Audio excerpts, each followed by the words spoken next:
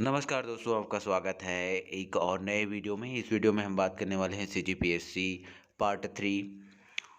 इस वीडियो में आप जानेंगे सीजीपीएससी जो अभी हाल ही में 11 तारीख को जो पेपर हुआ उसमें पूछे गए प्रश्नों के बारे में। हम आए थे पार्ट नंबर 3 51 नंबर के प्रश्न पर।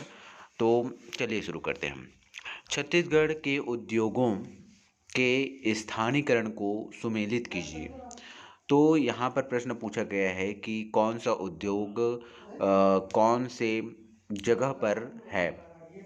तो यहाँ पर Bharat aluminium company limited, jute उद्योग, लाफार्ज सीमेंट लिमिटेड, कोसा कपड़ा उद्योग, सोनाडीह, जांजगीर चांपा, कोरबा, रायगढ़, ये सभी आपके ऑप्शन हैं और इसको मिलाना है। तो इसका सही आंसर हो जाएगा आपका ऑप्शन नंबर ए, जिसमें सबसे पहले भारत एल्यूमिनियम कंपनी लिमिटेड उसका वो है अपने कोरबा में। जूट उद्योग जो है वो है हमारे रायगढ़ में। लाफार्ज सीमेंट का जो उद्योग है वो है हमारे सोनाडीह में और कोसा कपड़ा का उद्योग जांजगीर चांपा में है।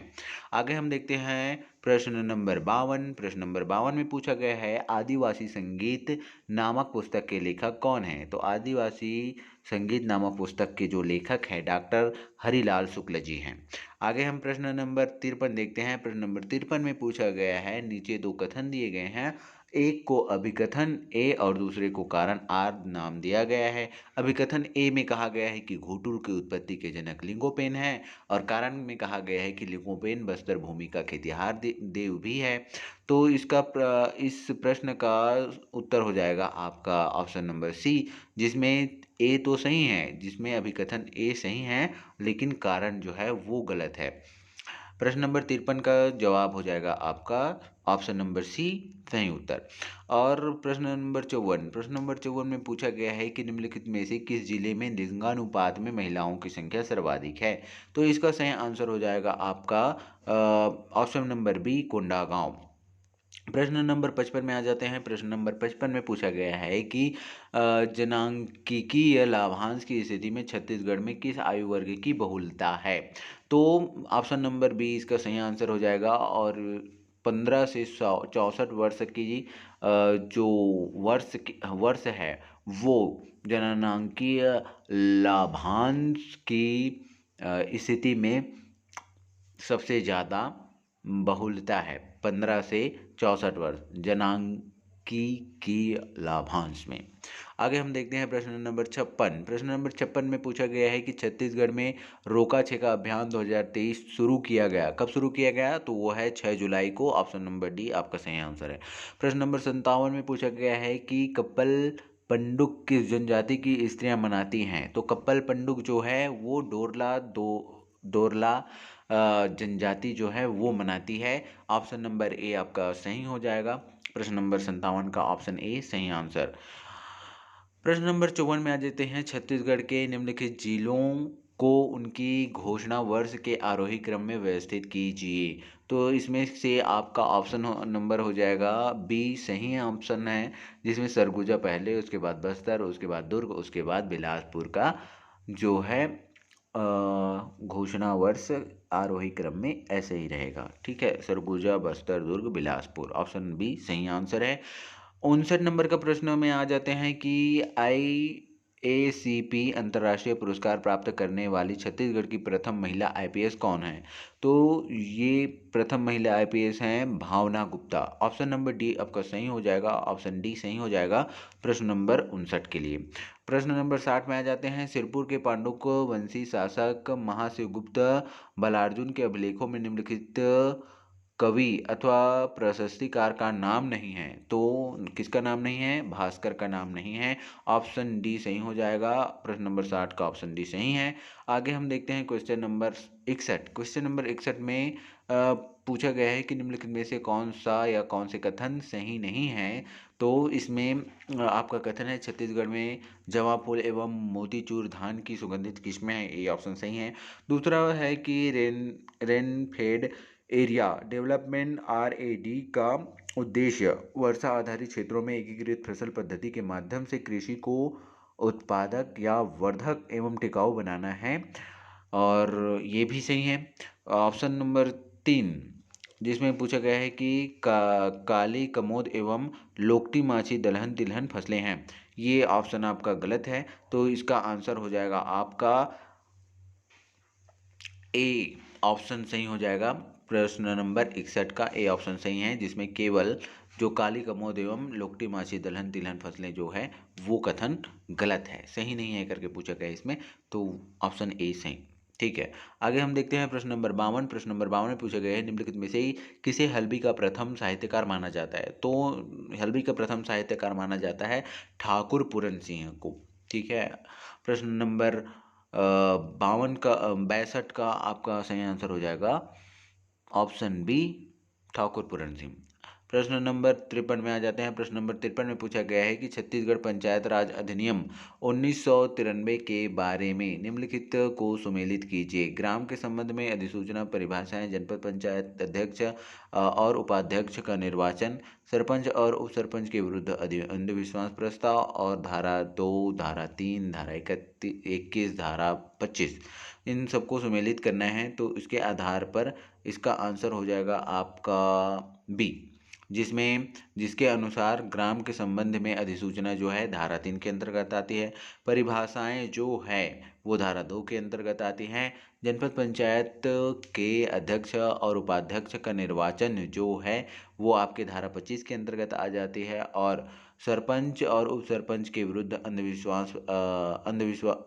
अविश्वास प्रस्ताव, ये ऑप्शन नंबर इसका 21, धारा 21 के अंतर्गत ही आ जाती है। तो इस प्रकार से प्रश्न नंबर 63 का आपका आंसर हो जाएगा ऑप्शन बी, जो कि सही है।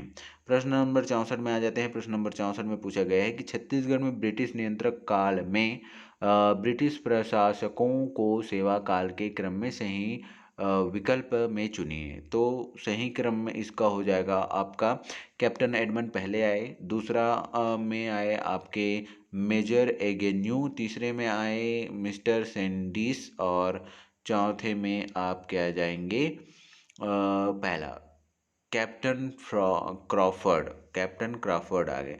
इस प्रकार से ऑप्शन सी इसका सही आंसर हो जाएगा क्वेश्चन नंबर 64 का। क्वेश्चन नंबर 65 में आ जाते हैं। गढ़वा बाजा के प्रमुख वाद्य यंत्रों के नाम पूछा गया है यहाँ पे। तो गढ़वा बाजा के प्रमुख यंत्र के जो नाम है वो है पहला झांझ, दूसरा नगाड़ा और तीसरा है मोहरी। इस प्रकार से ऑप्शन डी इसका सही आंसर हो जाएगा। प्रश्न नंबर 66 में आ जाते हैं। प्रश्न नंबर 66 में पूछा गया है कि छत्तीसगढ़ नगर पालिका अधिनियम 1961 की धारा 3 में क्या परिभाषित है। तो इसमें क्या परिभाषित है वो यहाँ पे दिया है option number C. Option number C इसका सही आंसर हो जाएगा। ऑप्शन नंबर सी के अनुसार जो है निर्धारण सूची शामिल है, दूसरा कलेक्टर, और चौथा है आपका कोलाइजेनेशन। इस प्रकार से छत्तीसगढ़ नगर पालिका अधिनियम 1961 की धारा 3 में ये जो 3 चीज़ें हैं परिभाषित, निर्धारण सूची, कलेक्टर और आपका कोलोनाइजेशन। ठीक है, ऑप्शन सी इसका सही आंसर हो जाएगा 66 का। अब हम आ जाते हैं 67 नंबर के प्रश्न में। 67 नंबर का प्रश्न में पूछा गया है कि प्रतिवर्ष किस तिथि को छत्तीसगढ़ राजभाषा दिवस मनाया जाता है। तो 28 नवंबर को राजभाषा दिवस मनाया जाता है प्रतिवर्ष। ऑप्शन नंबर डी इसका सही आंसर होगा। प्रश्न नंबर 68 में आ जाते हैं। Software technology park of India का सेंटर निम्नलिखित में से किसे कहा जाता है। तो भिलाई को कहा जाता है software technology park of India, और ऑप्शन नंबर बी इसका सही आंसर हो जाएगा। ठीक है, 68 नंबर में। अब हम आ जाते हैं 69 नंबर के प्रश्न में। 69 नंबर के प्रश्न में पूछा गया है कि बाबू रेवाराम के अनुसार रायपुर के निम्नलिखित कलचुरी शासकों का उनके शासनकाल के क्रम के सही विकल्प का चयन करें। 69 नंबर के प्रश्न में आपका आंसर है बी ऑप्शन सही है, और बी ऑप्शन के अनुसार जो है बाबू रेवाराम के अनुसार रायपुर के निम्नलिखित कलचुरी शासकों का उनके कालक्रम के क्रम में सही विकल्प का चयन। तो कालक्रम के अनुसार पहला मान सिंह देव है, दूसरा में है आपका चामुंड सिंह देव, तीसरा है आपका जैत सिंह देव, और उसके बाद लास्ट आपका चौथा हो जाएगा सोमदत्त। इस प्रकार से ऑप्शन 69 का ऑप्शन नंबर बी सही हो, ऑप्शन सी सही है। अब हम आ जाते हैं प्रश्न नंबर 70 में। 70 में पूछा गया है कि छत्तीसगढ़ पंचायत राज अधिनियम 1993 के अनुसार प्रत्येक पंचायत एक निधि स्थापित करेगी जो पंचायत निधि कहलाएगी, और पंचायत द्वारा प्राप्त समस्त राशियां उक्त निधि का भाग होंगी। कथित है, ये है आपके धारा नंबर 66 में कहा गया है। आगे हम देखते हैं 71 नंबर का प्रश्न। तो 71 नंबर के प्रश्न में पूछा गया है कि मुड़िया जनजाति में मृत्यु के अवसर पर बुजुर्गों द्वारा गाए जाने वाला गीत कहलाता है। तो वो है घोटुल पाटा। घोटुल पाटा जो गीत है वो मुड़िया जनजाति में मृत्यु के अवसर पर बुजुर्गों के द्वारा गाया जाता है। 71 नंबर का आपका आंसर हो जाएगा बी, ऑप्शन सही है घोटुल पाटा। और 72 नंबर का प्रश्न है कि 1937 के चुनाव के पश्चात मध्य प्रांत एवं बरार के विधानसभा के प्रथम मंत्रिमंडल में पंडित रविशंकर शुक्ल किस पद पर थे। तो पंडित रविशंकर शुक्ल शिक्षा मंत्री थे उस समय 1937 में। और आपका ऑप्शन नंबर डी इसका सही आंसर हो जाएगा। आगे हम देखते हैं क्वेश्चन नंबर 73 में पूछा गया है कि छत्तीसगढ़ के प्रथम उप मुख्यमंत्री कौन है। तो छत्तीसगढ़ के प्रथम उप मुख्यमंत्री जो हैं वो टी.एस. सिंहदेव हैं। आगे इसका ऑप्शन नंबर सी सही है। तो आगे बढ़ते हैं क्वेश्चन नंबर 74 में पूछा गया है कि छत्तीसगढ़ में बहुमूल्य खनिजों की प्राप्ति स्थलों को सम्मिलित कीजिए। बहुमूल्य खनिजों के प्राप्ति स्थल को सम्मिलित कीजिए। तो एलेक्जेंड्राइट जो है आपके देवभूमि में मिलता है। कोरंडम जो है वो बीजापुर में मिलता है। और स्वर्ण धातु जो है वो आपके बलौदाबाजार में मिलता है। हीरा जो है आपके मैनपुर में मिलता है। इस प्रकार से ऑप्शन नंबर ए इसका सही आंसर हो जाएगा। और हम लोग बाहर निकल गए, सॉरी यार थोड़ा सा डिस्टर्बेंस हो रहा है आप लोगों को। हाँ ठीक, हम लोग फिर से आ गए हैं। अब हम देखते हैं आपका ऑप्शन नंबर 75, क्वेश्चन नंबर 75, जिसमें पूछा गया है कि निम्नलिखित में से कहाँ फैमिली कोर्ट यानी कि परिवार न्यायालय स्थित है। तो फैमिली कोर्ट जो न्यायालय स्थित है वो आपके चारों जगह में स्थित है। कांकेर में है, बलौदाबाजार, जांजगीर चांपा और कबीरधाम, इन चारों जगहों पर है। ठीक है, फैमिली कोर्ट। आगे हम देखते हैं क्वेश्चन नंबर 76 में पूछा गया है कि कलचुरी कालीन रतनपुर से में शामिल होने वाले गढ़ों के निम्नलिखित समूहों में से सही गढ़ों की समूह चुनिए। तो है वो खरौद, लाफा, छुरी, पंडर और भट्टा। ऑप्शन नंबर ए सही है। ऑप्शन ए सही है। क्वेश्चन नंबर 76 यहाँ पर ख़त्म होता है। और आगे हम और भी पार्ट बनाएंगे। MB हमारे पास नहीं रहता भाई, हम गरीब से हैं तो थोड़ा सा रिचार्ज नहीं कर पाते, इसलिए थोड़ा सा लेट हो रहा है यार आपके लिए आंसर डालने में। तो ऐसे ही आंसर्स के लिए या फिर जॉब्स की जानकारी के लिए चैनल को सब्सक्राइब कर लीजिए। और अच्छा लगा हो वीडियो तो लाइक कर देना और अपने दोस्तों के साथ शेयर जरूर कर देना। Thank you very much watching.